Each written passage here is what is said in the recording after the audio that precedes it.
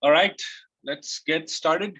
Welcome all. Thank you all for joining us for this exciting webinar on visual testing with Netlify sites, for Netlify sites with Percy. Will be hosted by Mike and David. Really excited to talk about Percy and visual testing, and just talk about how you can automate your visual testing process with Percy. Before we get started, just want to run through a few quick housekeeping items. So we will be recording the webinar today. We will try to keep the us talking part to 45 minutes and save about 15 minutes at the end for Q&A. So please do use the Q&A button in the Zoom interface to submit all your questions, and we'll try to address as many of them as possible in the 15 to 20 minutes that we'll keep at the end of the webinar. So again, we will be recording it and we will be sharing the link with all of you, and also be uploading the video on our YouTube channel, so all of you can go check it out. Awesome, great. So with that, let me quickly introduce BrowserStack to everyone. So we've been around for 10 years. We recently celebrated our 10-year anniversary. Ritesh and Nakul, our co-founders, started BrowserStack to solve a problem they were facing as developers, which was trying to test their website on Internet Explorer. And they realized they were spending more time trying to test their website than actually building the site. And they realized that there were millions of developers around the world who were facing the same problem. And that was the inspiration for BrowserStack. BrowserStack launched with just one browser back in the day, allowing developers to test on Internet Explorer. And yeah, we've come really far since then. We've launched testing on real iOS and Android devices. So all of the mobile devices that we have on our platform are real. We don't provide or we don't use emulators or simulators. We test on the real device. I think very pertinent to today's session, we acquired Percy in July 2020. Mike and Mike and David will be talking about that today. So really excited to hear from them.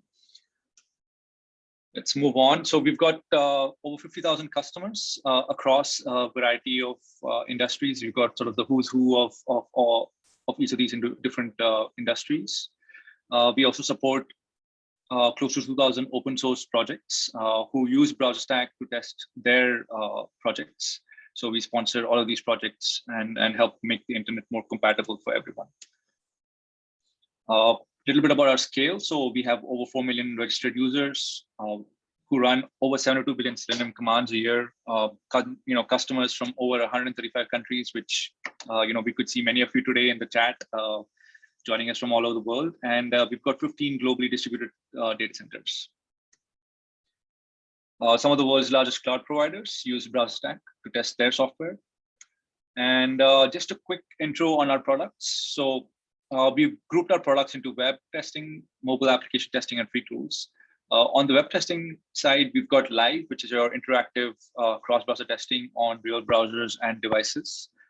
We have Automate, which is our Selenium grid on the cloud. Again, you can run all your automated tests using a variety of test frameworks on our cloud of browsers and devices. We've got over 3,000 browsers and devices that we support today. And Percy, which lets you do visual testing and review. So, Live and Automate help you test how your website functions on different browsers and devices. Percy helps you understand how your website is being rendered on different browsers and devices, and make sure that visually it is being displayed the way you want it to be displayed. On the mobile application testing side, we have App Live and App Automate. So App Live allows you to test your native and hybrid iOS and Android apps on real devices. With App Automate, you can run your automated app tests, whether they're written on Espresso, Appium, XUI, again on real iOS and Android devices. And we have several free tools that we've made available, the latest of which is Speed Lab, which allows you to test the performance of your website across different browsers and devices. With that, I'm just going to quickly introduce Mike. So Mike is the co-founder of Percy and is director of visual testing. He leads multiple teams at BrowserStack, allows architecting and building well-designed apps, distributed systems, UI, UX flows, and system infrastructure. And we have David Jones, who joins and heads the Percy engineering team at BrowserStack. Again, he's got a wide variety of experience leading multiple engineering teams. And he's also been a serial entrepreneur and has been the co-founder of 3 startups. Before I hand it over to Mike and David, we're just putting up a quick poll on the Zoom interface. We'd like to understand from you, your level of test maturity and some of the topics that you'd like to hear more about from us. So just please take a minute to answer those questions on the poll. With that, Mike, I'm gonna hand it over to you. Stop my share. Thanks. We'll just let this poll run for a few seconds here, and then I'll hand it off to David and we'll get started. So we're seeing, should I give away the poll results immediately or let people? It's good. We can give a play-by-play.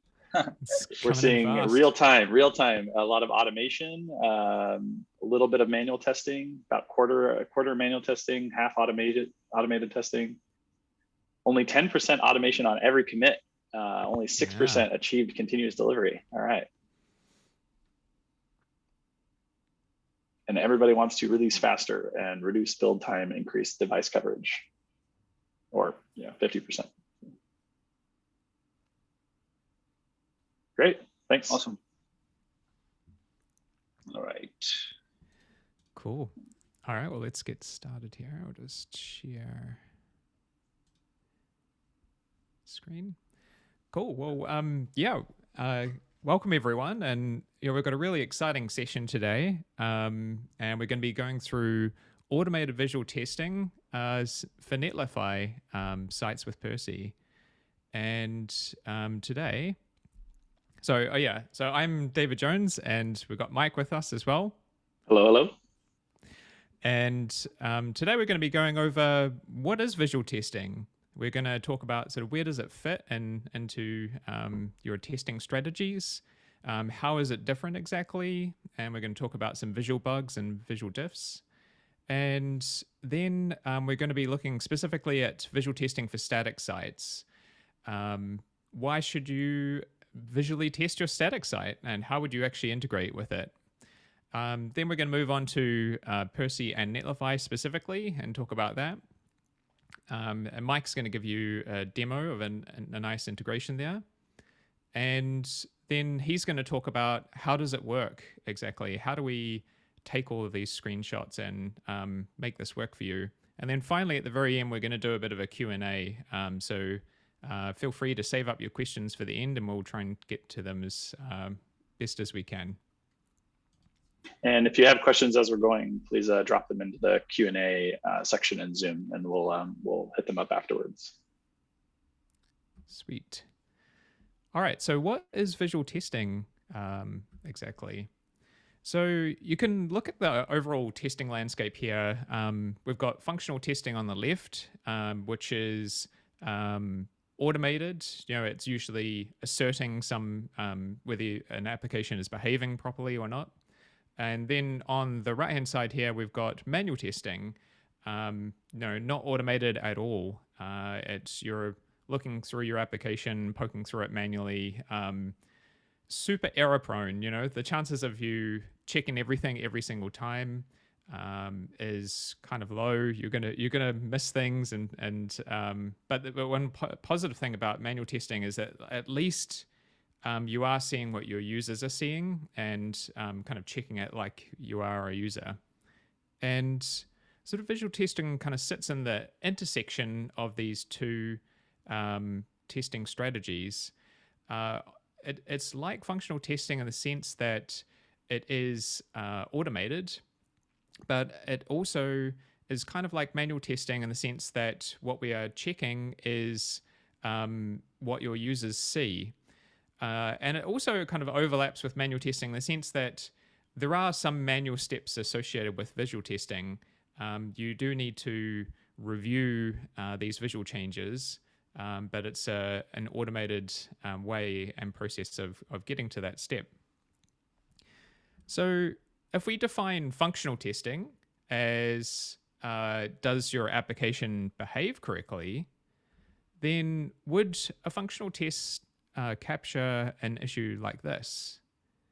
or maybe it's not even obvious exactly what kind of issue we have here right off the bat. But basically what we've got here is the text on the main call to action of this sign up form, which I'm sure is a very important step in this particular application, is missing its sign up text and on the call to action here. And that would definitely, I think, cause not many people to sign up or get confused on this screen. And this is exactly what we call a visual bug. It's something that clearly is visually wrong here, but it would probably also pass through like a functional test as passing, because maybe the text here actually does exist. It does say sign up, but the text is green, or the text is there, but it's like a negative margin, or something off the screen, or a z-index issue, or something like that. So yeah, this is what we call the visual bug. And so now we're just going to take a look at a few visual bug examples that we've seen out there.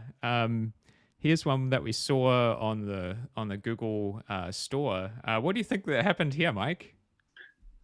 I think a PM at Google is going to be upset when they see this. No, I think, yeah, I mean, it could be one of many things here, right? They could have not tested it on mobile, not tested on this particular device, maybe just not caught this particular thing. Somebody changed the text. Maybe it's only in English that this is happening. In other languages, it's fine. It could be one of many, many different things here. Yeah. And yeah, particularly painful in this case that it's it's happened on a mobile view for purchasing a mobile site. So yeah, we don't like seeing these sorts of things for sure. Here's another one that we spotted. What do you think was the issue on this one, Mike? Probably just not testing on mobile again, right? I mean, we like to talk about a visual coverage, like have you tested this on different environments, different places? And this one maybe was only ever tested on desktop. Maybe this is some sort of just overflow issue, Flexbox, maybe a wrapping issue. Obviously, some sort of CSS issue here, but yeah, we see these kinds of things all the time. I'm sure you've all seen this on your own sites too. Yeah. Particularly painful that the dark text happened to overflow into a dark background as well. Right, makes it less functional. Yeah, absolutely. Cool. And then we've got one more here. What do you think was the issue on this one, Mike? So this one, I think, I don't know what happened here, but I think that the alt text that describes each of these icons, like the Twitter icon, Facebook icon, email, is actually displaying over the text of the header there. Somehow that got into the state, maybe just on this device, maybe just this time when we looked at it, etc. Yeah, the result is definitely pretty interesting for sure. Yeah, and I think this is going to be a theme you'll see throughout this talk today too. Is static sites have gotten more and more and more complex over the years, and all of these different things like little favicons like this, or different icon sets, those kinds of things. Those are often JavaScript dependencies, things that we're injecting to the sites, things that we're changing and might be changing many different places in the application. So, perhaps someone changed how these icons worked on one particular page and then didn't actually see that effect would have some sort of effect on this page. That's a theme that you see with visual testing a lot. Is you manually tested your one page that you were developing, but there was some side effect somewhere else in the application. Yeah, and while we call out these specific examples, the point is not to name and shame some of the companies behind these we all do examples. This. This is I think we've all shipped issues like this before, so definitely empathize with that.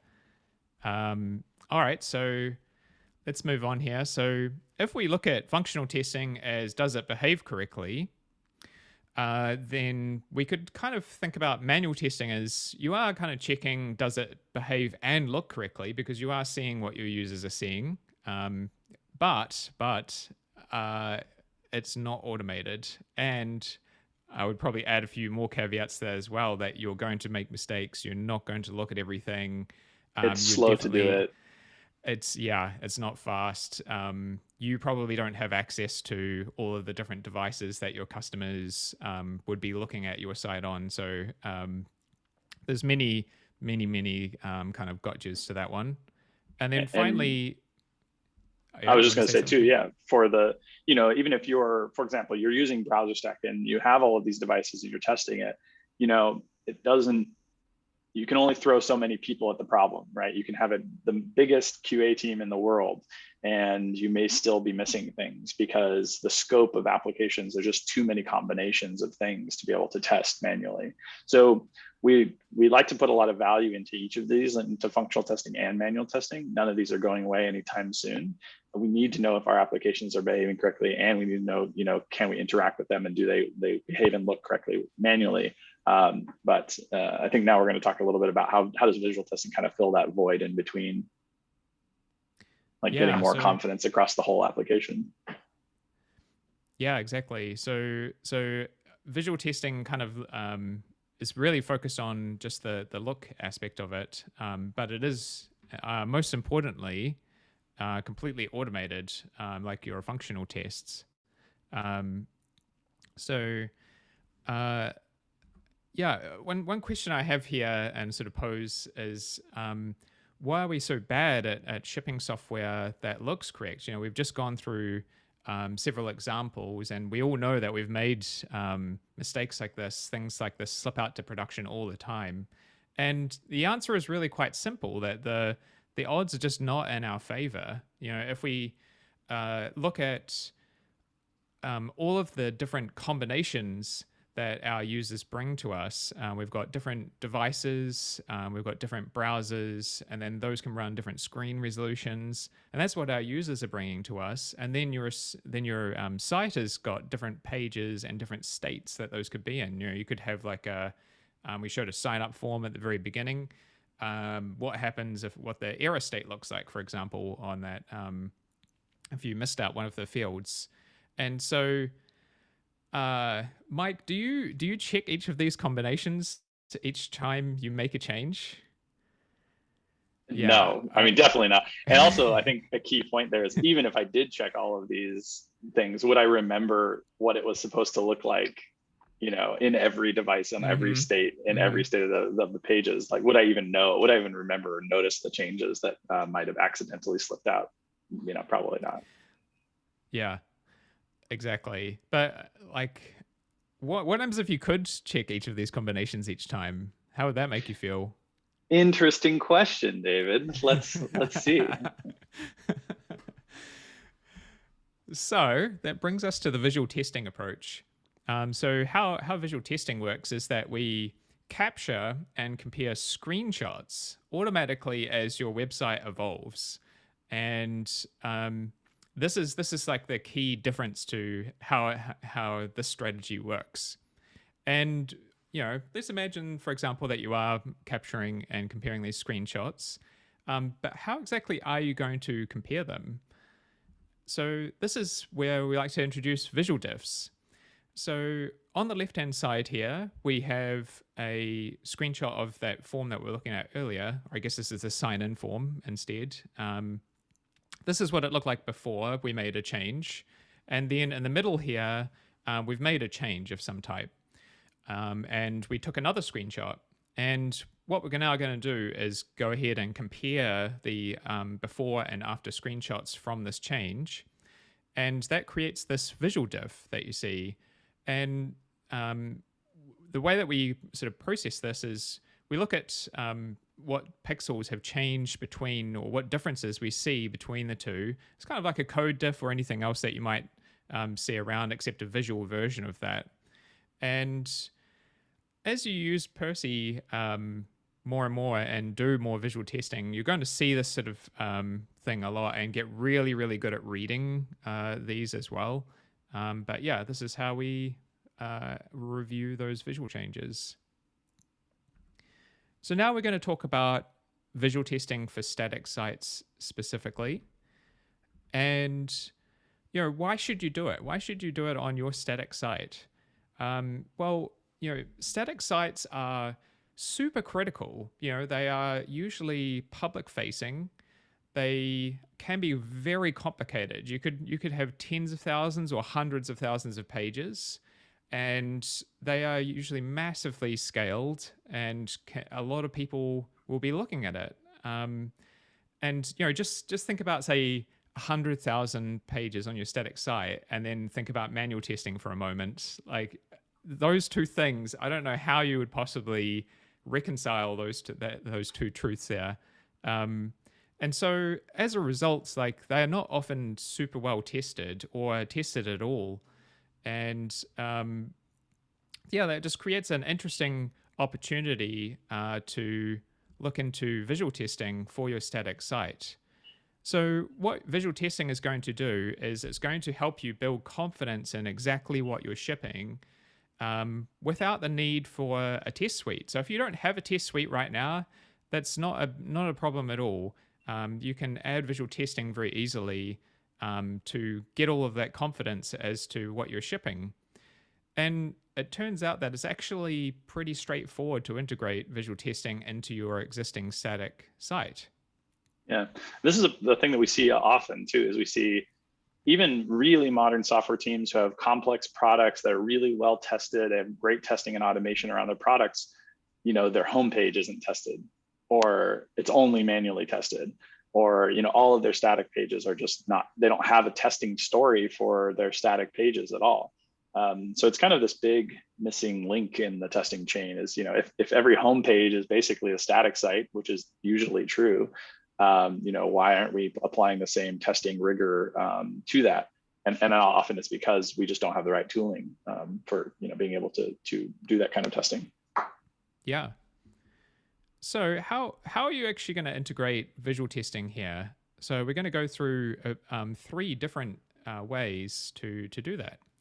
So first of all, you can get access to this Percy command. It's through our Percy CLI package, and you can simply go Percy snapshot and then point to a folder of HTML files. So imagine that your static site is outputting to a dist directory in this case. It could be public or wherever else you're putting it.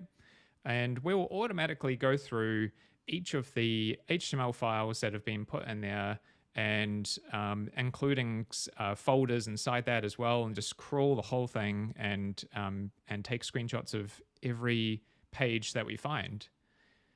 So that's one way, nice and easy, and we're going to do a demo of this in a little bit too. And the second option is that, like, maybe you don't want to ingest the whole thing automatically, or there's like some you want to start small or something like that. You can provide us with a list of URLs using Percy snapshot, and then pass a YAML file. We also support some other formats as well here. And here's just a quick example of what the YAML file would look like. It's like literally just a list of URLs for us to go through and take screenshots of. And then finally, this one's pretty cool. If you are creating a sitemap right now, that provides us with a very tidy place to just parse all of the URLs that exist in your sitemap, and we can automatically take screenshots of all of those URLs that are inside your sitemap. So yeah, pretty straightforward. Like, this is a pretty good integration story, I would say. Like, it's hopefully you're starting to feel like, oh man, this is actually not that far away from me being able to add this to my static site. Okay, so let's talk about Percy and Netlify here. So Percy is your all-in-one visual testing and review platform. And there's sort of 2 parts to this which are super important. So on one side, we provide an SDK that allows you to do visual testing in the first place. We provide, we just went through the Percy commands, for example. So we provide you with all of the tooling to be able to get set up and add visual testing to your site. And we're going to take all the screenshots and all of that for you. But most importantly, I think over time we've realized that it's super important to have a platform to be able to review all of these screenshots. If we think about that 100,000 page static site example, that's going to generate a lot of screenshots. And how are you going to make sense of all of that and be able to review it and have all of the different states and understand what the before and after is. And also collaborate with your team and approve changes as they come in, and be able to review them efficiently. So it's really the marrying of these two worlds that really make a strong visual testing product here, that will make it super great for you. And then Netlify, of course, is a platform that helps you build, deploy, and scale static sites. And so, yeah, today we're going to be talking about both of these together. And with that, we're just going to jump straight into a demo, and I'll hand it over to Mike to take you through that. Great. Thanks, David. Okay. So yeah, so I basically have a very simple Netlify site here that I'll show you. You may be using Netlify. This is a very sort of simple example with a blog and a handful of pages. But obviously, Netlify and static sites in general can be scaled quite significantly and deeply integrated with other pieces of your app. So we like to extend these ideas to think about not just your personal blog if you want sort of more confidence there, but really applying these same practices to very large and complex static sites. So yeah, just have a simple blog here from our friend Chris over on the Ember Core Learning team, and he's developed this really nice little template for these different pages here for this blog here, and it's got just like what you would expect, certain blog pages and some about pages, etc. So when I'm changing this, I have this integrated with Netlify. It makes it super nice for me to be able to just literally change the GitHub markdown, change where the content is sort of created in this GitHub repo, and then you'll see it just gets pushed every time I change the repository. And it just goes straight out to this production Netlify site. So that's super nice. It's kind of like the continuous deployment of your static site. But when I'm changing those, I still have this problem of I don't know what side effects changing the CSS, changing these images, changing these dependencies might have on all the different parts of my sites. So as you get bigger and bigger, and you have a real code review process for these changes, you might actually be sending, for example, this is a GitHub PR against the same repository to change the shape of an avatar on this page. So I've written some CSS and I want to make this change. So if I go and I send this to David and I say, hey, can you do a code review here? He basically has no idea what this is going to do. Like he can look at this and say, yes, this is valid CSS, but I don't know with any level of confidence what this is actually going to affect in the application. So David, how would you usually, like in a world without Percy, in a world without visual testing, like what's the old way of doing this? What would your visual testing process be? Yeah, I think I would probably take a few screenshots myself, maybe, and then upload them to the description and maybe a few arrows or something, and be like, this is new, or here's the before and after screenshots, and then you just put it in there, right? Right. Yeah, exactly. Yeah. And that's the thing we see. I'm sure maybe we can use the raise your hand feature, like raise your hand in Zoom if this is a common practice where you come from, just like before and after screenshots in your PRs. Okay, yeah, lots of hands going up. So that is you're doing visual testing. You're doing the very basics of visual testing there, right? The goal there is you want to show the person that's reviewing the code what has changed. But did you look at every page? Did you keep those screenshots up to date? Did you keep it up to date with the PR that's going on? Did you look at maybe it on different devices? And are you actually doing a full QA process here? Probably not, right? Unless this is something that's super critical and we want to spend the time to manually validate it. So let's go into the new world and talk about how Percy actually fixes this problem. So I've got all of these, nice functional tests alongside this. Netlify has deployed the site out to a preview application, which I can go look at. It's checked for mixed content warnings, etc. We built the Node app, etc. And it dropped this comment on here to say you can, browse the preview.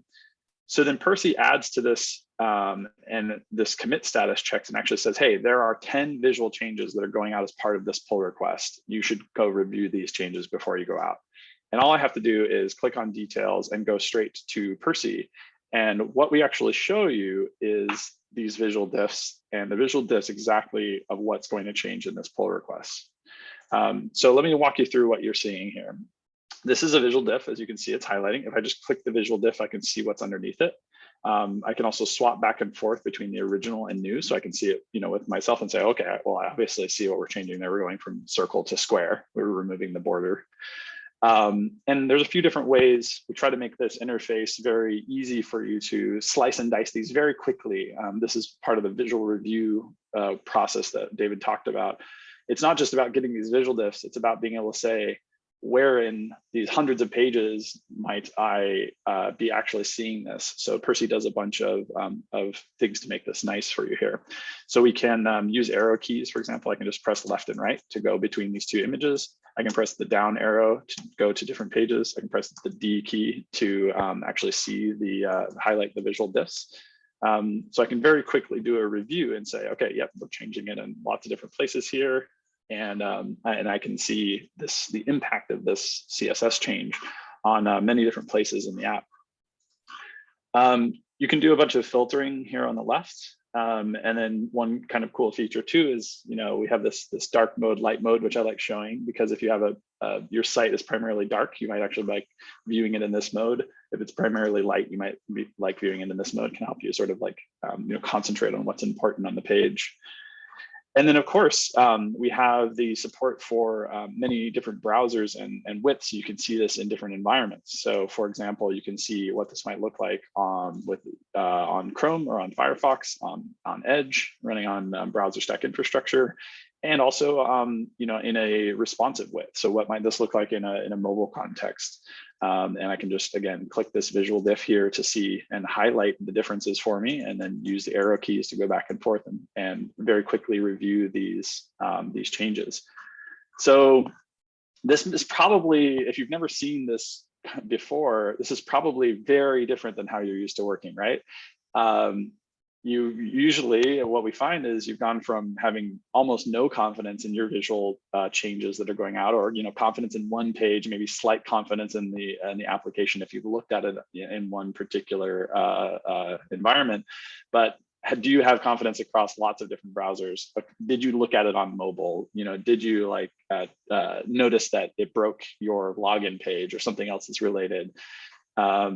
Whereas with visual testing integrated, I basically just have full confidence now in exactly what's going out. I can know exactly that these are the changes that I intended or didn't intend, and any side effects they might have. And I can go just through my normal pull request workflow process and say, oh, well, I didn't actually mean to change that. I'm going to add another commit. Percy runs again against this, the changes, and just keep showing you the changes that you have made. So we once we're happy with these changes in Percy, we can say, okay, great, we're actually good. Everything looks great. There's a few different ways you can work through this. You can request changes between or on certain snapshots, and you can actually ask people to comment on things or to change this particular screenshot. We have this commenting feature to share your thoughts. Or you can also just approve each one as you go through and sort of use it as a task list, as a check mark for each one, and say, yep, that's right, that's right. Once I'm happy with all of these, though, I can just hit approve build up here in the top. And what that does is mark the build as approved in Percy, but also importantly marks the build as complete here in GitHub. So it says here visual review approved by Mike. This is the true visual testing workflow, right? I have created a pull request. I've added some commits like I usually would. I've sent it for review, and I've also done a visual review now as part of that process. So as soon as I click merge here, I'm done, right? I have full confidence that the changes that I'm making visually to this site are now going to go out to production and are going to be pushed out by Netlify to our homepage and other pages. Pretty cool, right? So yeah, David, do you have any thoughts? Yeah, I mean it's pretty slick. I think I'm super curious. Maybe if you raise your hand, if you think that this workflow would be vastly better than what you have right now, that would be kind of interesting. Okay. Yep. That's the fastest the hands have gone up, I think, actually. Yep. Good stuff. Okay. Yeah, so this is the world that David and I have been living in for many years now, and we use Percy to develop Percy. And so we've done large changes to our own application, and just know with confidence exactly what we're changing. And I want to give you a little bit of example of like how we actually got this set up. Okay, this is so nice. Like, how do I get there? Isn't this really hard to get there? I think I'm going to show you very quickly that it's quite easy. So all we're using it here to get this this running on every pull request, you need some sort of CI or continuous integration system. There are many of them out there. In this particular case, we used GitHub Actions. So all I did was actually create an action here by using the, I'm just going to take you to what you'll see at the homepage of the actions if you haven't used them. This Node.js GitHub action is what we started out with. And then I added basically 2 lines to the YAML file that it configures, which I'll show you right here. I'm just going to throw some YAML at you here. Here's the basic sort of default configuration for this GitHub action. And then it runs npm install or npm CI in order to get the JavaScript dependencies up for the blog itself. And then all I've added here is npm install globally Percy CLI. So we install the Percy SDK here. Then I've run a step here to npm run build. This is the step that actually builds the static directory of files. So this could be any of your processes. It doesn't have to be npm run build. You could start here from just a blank list of HTML pages with just raw HTML. And then all I'm running is Percy snapshot the dist directory, which happens to be the root directory of the static folder. So really, there's two steps here. There's install the CLI and then just grab the directory and snapshot it. That's kind of it. There's a little bit of things for being able to get authorization set up. So you have to set up a token in GitHub secrets in the repository and then pass that through the environment here so that the Percy SDK can talk to the Percy correctly. But other than that, all we're doing is just grabbing a directory of static files here, and that's the entire integration.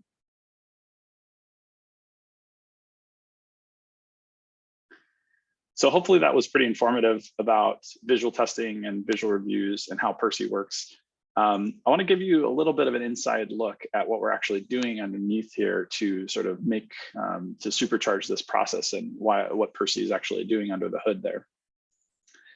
So you've got your site and you've added this Percy snapshot command somewhere into it, which is running the Percy SDK underneath. So we're sending up something into Percy's rendering infrastructure every time that you push a commit. That action is running and the Percy snapshot command runs and then pushes something up to Percy. What is that something? I think the default instinct that most people have is, well, we're sending up images, right? We're going to send up some images here, and then Percy will do some visual testing on it. It actually turns out that sending up images is one of the most inefficient ways that we could do that. It's actually really expensive to generate full page screenshots of pages. It can be very inconsistent across different runs. Like if a machine is different, you might actually get a different visual result. If the underlying OS gets upgraded that you're actually running these tests on, fonts might change, the browser might change, the browser might get upgraded or be a different browser that's available in that environment, etc. And it actually would be quite, network bandwidth intensive as well to be sending up images every time from these SDKs. So from the very, very beginning of Percy, we've actually done something very different and kind of clever here, which is we actually send up DOM snapshots, what we call DOM snapshots and assets. Basically just the HTML, CSS, and images of that directory. We actually send those up to Percy. And then we open up browsers in BrowserStack's infrastructure and actually take screenshots ourselves at the various different browsers, the various different widths. And so that's happening completely out of band of your test suite, of your snapshot call here. You're not actually generating these images, in that environment. They're actually just sending up these DOM snapshots and then getting rendered entirely on our side. Then each of those screenshots is compared against the baseline to create a visual diff. And then they're shown to you for visual changes. So you get to sit here at this desk and actually be the one to review the changes that are going by after all of this work has been done. So that's just a little peek under the hood of how Percy actually works here. How do we make this all work so quickly, Mike? Like if we've got say we've got a static site that has 10,000 pages, how do we really get them to a review stage within a reasonable period of time? Yeah, great. So we've spent a lot of time and effort on Percy's end to make sure that this is very fast, because I think we believe fundamentally, David and I, the rest of the team, believe that visual testing is only truly useful if it's actually extremely fast. It has to happen at the same time as your PR and the same process as your software development lifecycle. You have to be able to push up many commits to your repo and change the static site constantly and be getting this feedback. So if it takes an hour to run, that's just not useful. So what we actually do is, because of this DOM snapshotting architecture, we can do a lot of optimizations on our end. So there's not just one browser rendering here. There might be tens or hundreds, or if you're a very large customer, there might be thousands of browsers running for you at any given moment in order to render all of these pages in parallel. So we do a lot of parallelization here in order to make sure that the output of this is quite fast, which is something you can only do at scale with this kind of infrastructure. And then we have a lot of stabilization techniques and different things that are baked into these as well, to make sure that the fonts get loaded correctly for these pages, that we can kind of control the environment as much as possible in order to produce stable and fast results. So I guess the answer is kind of two-part. It's because of the DOM snapshotting architecture, which is very lightweight in some ways, with sending up HTML and images and CSS. And then also because of the parallelization. One thing you might be interested to know underneath this is that we only ever upload these assets once. So we're actually fingerprinting them in the SDK. And if we try to upload the asset a second time, we'll actually skip it if it's already existing from a previous build. So that gives us a lot of speed here, actually, because you're not changing 99% of your site every time you change your site. You're just doing small iterations. So Percy actually captures those small iterations of your assets and HTML, and then renders the pages for you as we go. That's probably pretty true on static sites a lot. If you change the contents of one page, then the whole site gets rebuilt, but a lot of it each time will be very similar, or the styles and so forth that make up it would be very similar. Yep, so absolutely. Definitely a big win there for sure. Yeah, so hopefully that gives a bit of a peek under the hood of what we're doing.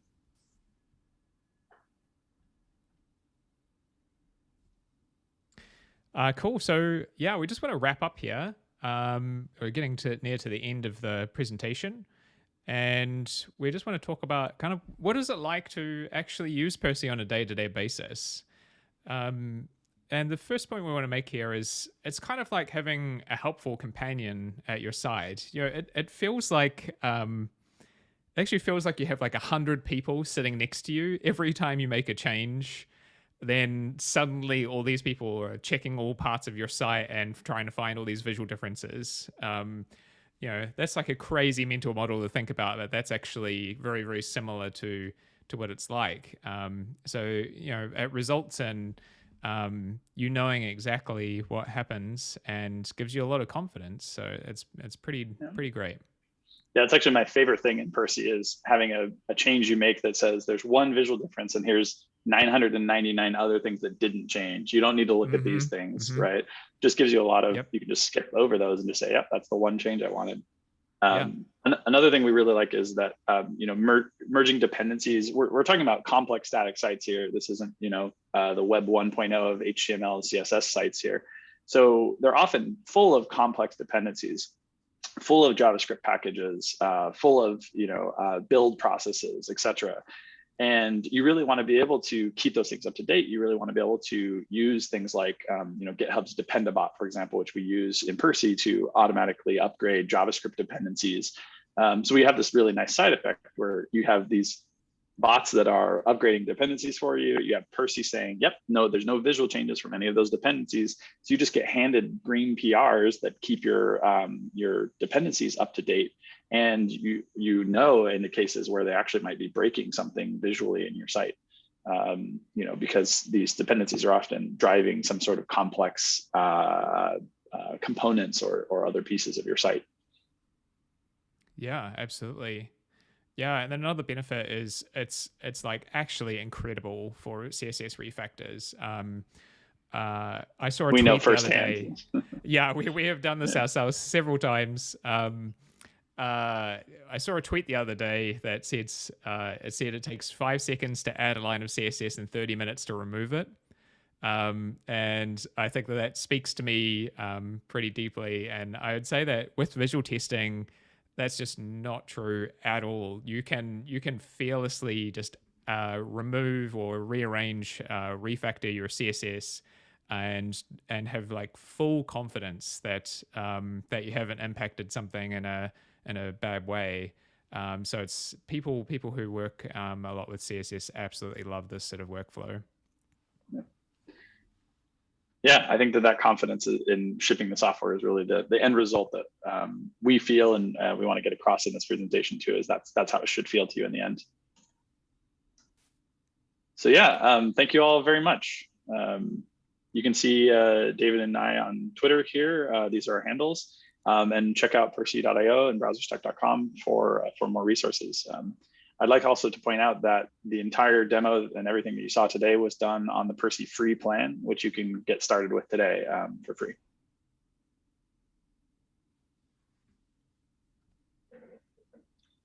Awesome, cool. Thank you, Mike. Thank you, David. That was great. I think it was amazing to watch you answering questions as they came up. I think through the course of your presentation, so it's great. But we do have a lot of questions, so let's try to power through them quickly. Folks, before we get into the Q&A, the team will be putting up another poll. If you want us to get in touch with you to help you, with visual testing on via Percy, please do let us know, and somebody from our sales team will get in touch with you ASAP. Awesome. All right, let's try to dive into these questions. I think Mike and David, there were a few questions around, does Percy only work with static sites? Why do we keep talking about static sites? Maybe you want to clarify that a little bit. Yeah, good question. So no, not just for static sites. Percy is actually built from the ground up to handle any complex web application with really any number of states of these pages. We're concentrating today on static sites and Netlify because we think that that's a very interesting use case. Static sites can be as complicated as products nowadays.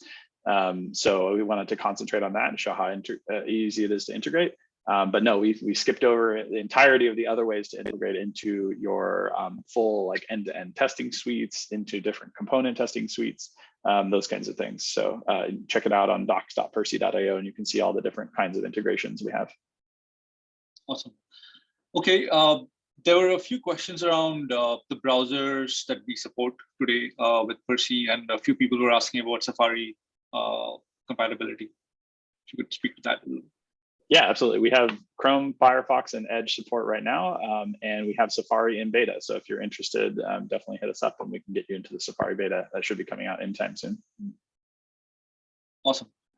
Okay, few questions around. I think you touched on the GitHub Actions and other ways to integrate Percy into your workflow.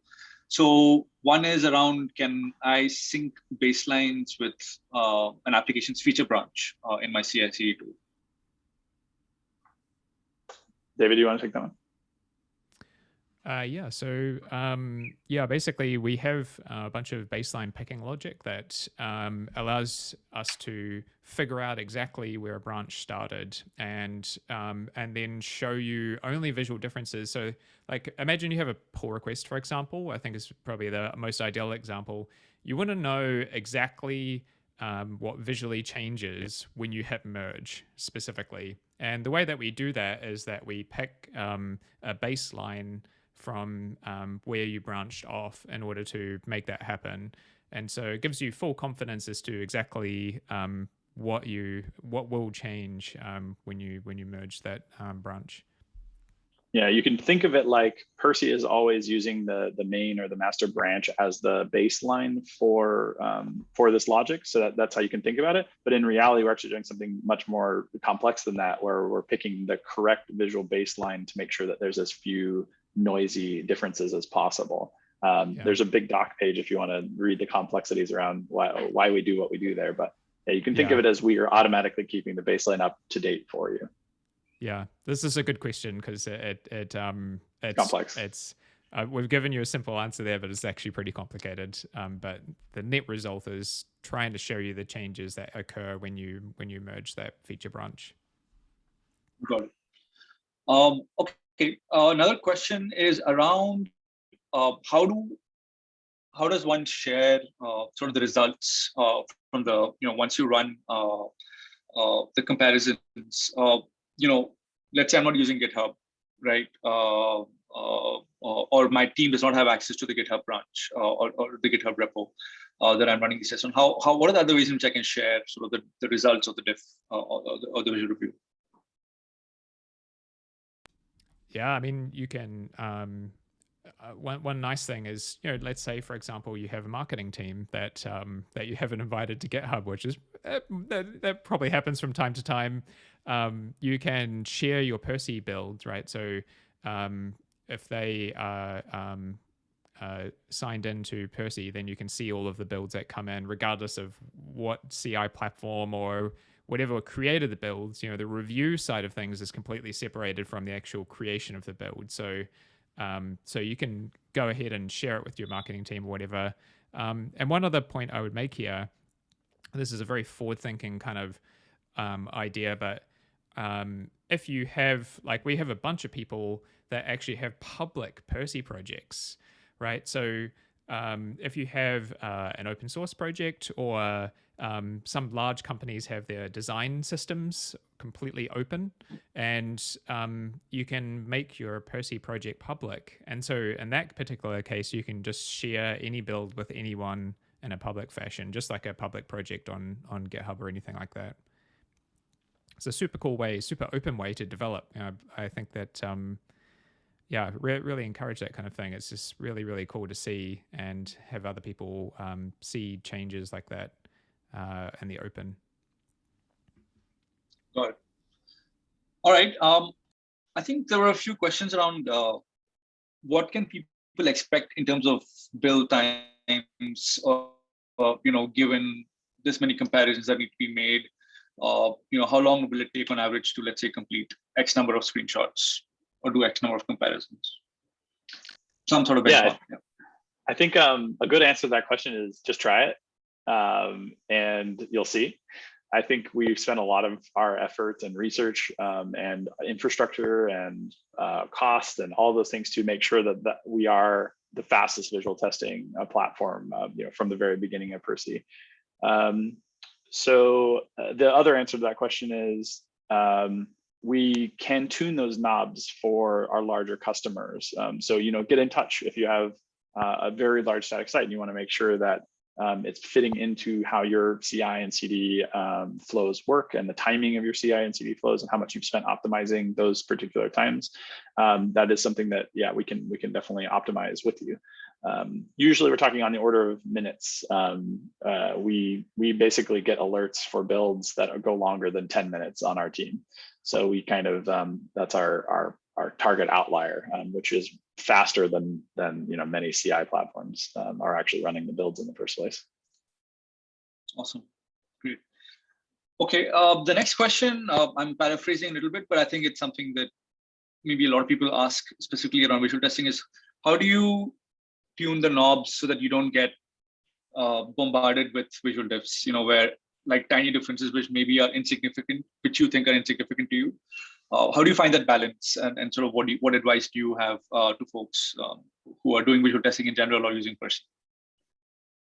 Yeah, let me take the first part of this, and then David, I'll hand it off to you. Maybe you could talk about like diff sensitivity. So first and foremost, Percy does a lot of work at the forefront to prevent those from getting to you in the first place. So we try to make the visual diffs, they're not, we say pixel by pixel diffs, that's what we show in this, but we're not actually doing that anymore. We hide things that wouldn't be human perceptible. Like if it's not human perceptible, there's no reason for us to show it to you in the Percy UI. So there's no, single pixel differences or, tiny flakes around the edge of a border that you would never notice. We hide all of those things and actually fuzz those out of the initial diffs. So first of all, you shouldn't see, basic ones like that. There will be some massaging of your test suites or your application, maybe some fake data that you might have in a development environment that you'll have to do in order to get visual testing going. In the same way that when you start down the road of functional testing or manual testing, you'll probably have to do some setup. One of those setup steps is often freezing time. We have some examples in our documentation and other places where often you'll be using something like Moment.js or something to do more complex like time behaviors in your sites and in your applications, calendars, those kinds of different things. It's actually quite easy nowadays to freeze time, what the browser views as time in that site or for those date objects, and just say for this particular time that I'm testing this or that I'm building this application, just mark the time as X. And that actually helps stabilize a lot of things that you might that might become flaky visual differences or noisy visual differences as you progress, because time, if you're showing a calendar, it'll be changing all the time. And then we have some other escape knobs that David can talk about. Yeah, so one other thing that we have is we allow you per project to configure the sensitivity of your diffs as well. So we just have like a recommended sort of default, but some people want a more relaxed setting, so you can make it so that it only shows you sort of bigger changes that are made within your application, and some people want to go the other way as well. Like some people actually want to see, like imagine, for example, you have a design system that outputs all of the different colors in your application. And it's really important that if one of those changes by even a little bit, that you would really want to know about it.